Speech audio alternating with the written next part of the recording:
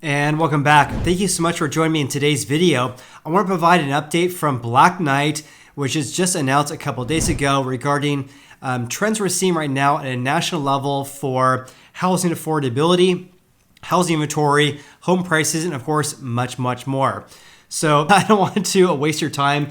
So let's go ahead and dive right in. First, I want to talk about the markets that are most affordable and also the areas in the US that are the least affordable. By the way, the least affordable market in the nation right now is Los Angeles, California. So let's first talk about the payment to income ratio right now on a national level, because 34.2% of the US median income goes to pay for housing payments for an average price home, or I should say a median price home. So 34.2% of your income goes towards your housing payments. And I want to mention that because according to Black Knight right here, each of the 100 largest metros is now once again less affordable than the long-term averages here. So here's the markets that are actually the most affordable. So leading the nation is Cleveland, Ohio. The payment to income ratio is 21.7%. Much lower than 24.2% on a national level. The most affordable market in the US. That was followed by Pittsburgh, Pennsylvania, Hartford, Connecticut, St. Louis, Missouri, Cincinnati, Ohio, Oklahoma City, Oklahoma, Detroit, Michigan, Chicago, Kansas City, and Minneapolis, Minnesota, rounding out the top 10 of the most affordable markets in the US. In contrast, here are the markets that are the least affordable. Los Angeles, California, leading the nation. Look at this. The payment income ratio, 65%, much higher than 34.2% on a national level.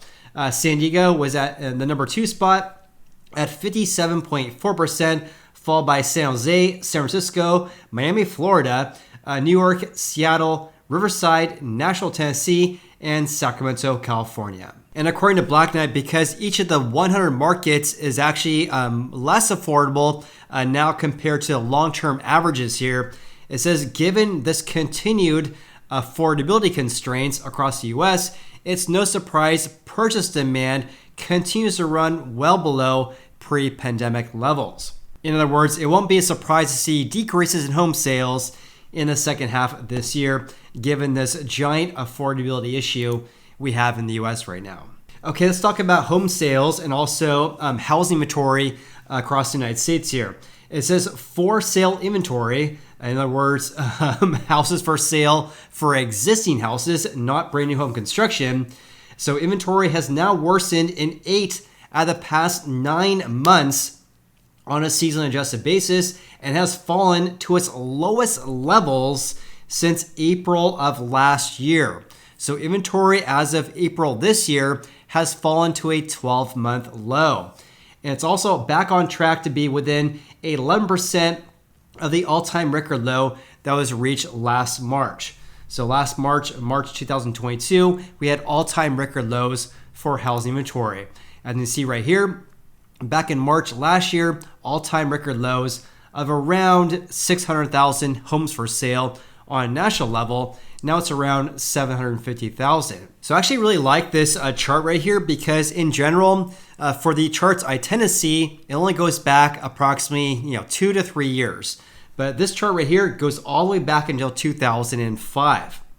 So here's what I found to be really interesting here. And let's just focus on this green line right here. So right now, let's just say approximately 600 to 700,000 homes for sale. When you compare this to 2006 through 2011, the early parts of 2011, we had around 2 to 2.5 million homes for sale. So for example, in 2008, just less than 2.5 million homes for sale. Now there's around 700,000-ish. So a decrease of around 70% compared to the highs we saw in 2008. Then it decreased in 2012. So back in 2012 through approximately 2016, again, we had around 1.5 million homes for sale. But look what happened when COVID hit.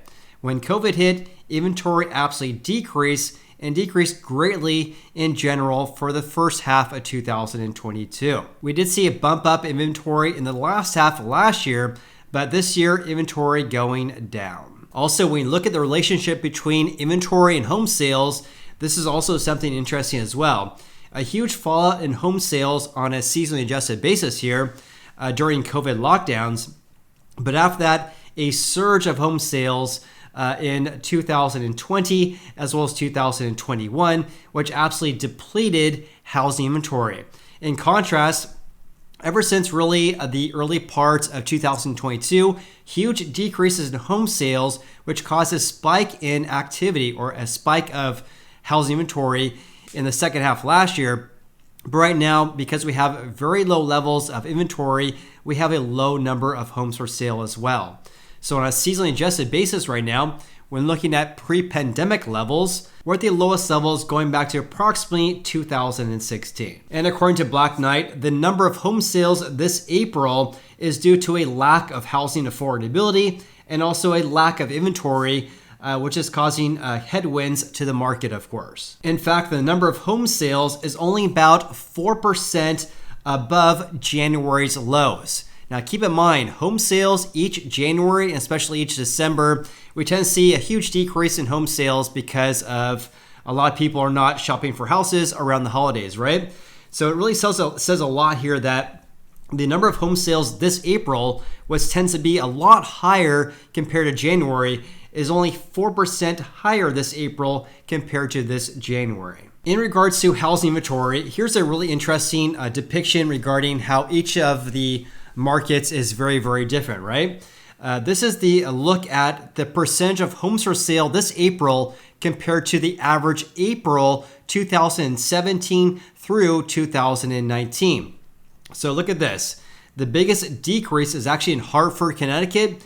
Approximately 80% fewer homes for sale this April compared to the average April in 2017 through 2019, a decrease of around 80%. On a national level, which is this black dotted line right here, and frankly, this is so messy right here, I wouldn't really look at this. I would really look at the end spot right here for April. So on a national level right here, we have approximately 50% fewer homes for sale compared to pre-pandemic levels. In contrast, look at Austin, Texas, the only metro in which they have more homes for sale right now compared to pre-COVID levels, approximately 5% below the averages here. That was followed by Las Vegas, down by about 5%. San Francisco, California, down by about 20% compared to pre-pandemic levels. And also Miami, Florida, also on par with the nation's average, down approximately 50%. In regards to home prices, here's something interesting as well. As you can see right here, home prices decreased greatly in the second half last year, but they increased big time in 2020 through the first half of 2022 right here. But this April, prices increased by 0.46% on a seasonally adjusted basis compared to March's levels. So home prices increased by about 0.5% compared to the previous month, roughly on par with the rise of 0.49% that we saw in February compared to January this year. And by the way, the 30-year average month-over-month change in April is a gain of 0.48%, which is 5.5% annualized. This April, it was a gain of 0.46%. Now, this really caught my attention when I read this a couple hours ago here, because when looking at this here, it's quite remarkable that we have basically the average gain that we should see over the previous 30 years. And we saw that this year, especially given the fact that rates have been at or above 6% for months now. So it's quite remarkable that the reason for this increase in prices is not really due to the fact that we saw rates decrease, but because they have not. The reason why we're seeing this increase in home prices is due to a historically low level of homes for sale. And in fact, it says it right here, tightening inventory continues to put upward pressure on prices this spring, with home prices rising in April for the fourth consecutive month on a seasonally adjusted basis. In fact, when looking at their HPI or their home price index changes this April compared to March, there's some very big differences here, especially compared to previous months here. It says here prices are now almost universally rising once again, with the exception of Austin, Texas, the only market which for sale inventory is above pre-pandemic levels. As you can see right here again, the only metro that has posted a gain compared to the average April 2017 to 2019. And speaking of Austin, Texas, it says they have faced significant price corrections continuing into the spring months. It also says here along the West Coast here, inventory levels have pulled back earlier this year, and also prices have begun to rise once again, reversing some of the setbacks we saw late last year. For example, in San Jose, the market with the biggest price corrections of 2022 is now ranked among the top 20 markets in terms of single month price gains this April, a gain of 0.8% month over month. Also, Hartford, Connecticut saw the biggest increases compared to March, a gain in prices there by 1.3%.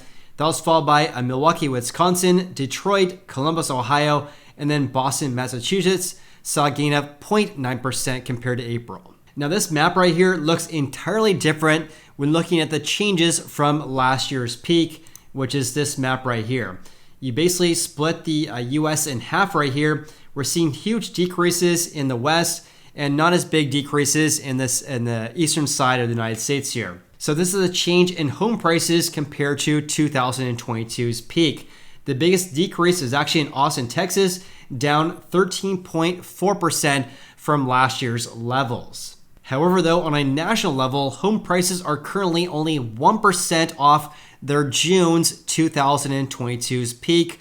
Of course, back in June 2022, we had all-time record highs for home prices. But on a national level, we're only down by about 1% compared to June's peak on a seasonally adjusted basis here. In fact, 23 of the 50 largest metros, so approximately half of the largest metros in the US right now, at least half of the 50, primarily in the Midwest and Northeast, have now returned to or reset new home price peaks this spring, which is crazy given the fact that we have this lack of housing affordability and, of course, very, very high rates right now, especially compared to 1 year ago when rates were averaging around 5% and rates as of the beginning of June are around 7%. In contrast, in Austin, Texas, prices remain soft and the deficit continues to grow compared to last year's peak. In other words, home prices are still going down in Austin, Texas. In fact, they're down by 13.4% this April compared to last year's highs. And that, my friends, is the largest decrease in any market that they actually are looking at.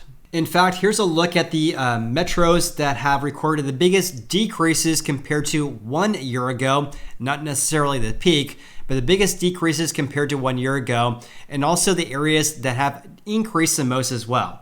Let's first talk about the areas that have decreased the most. And leading the nation is Austin, Texas, down by 12.8% compared to April 2022.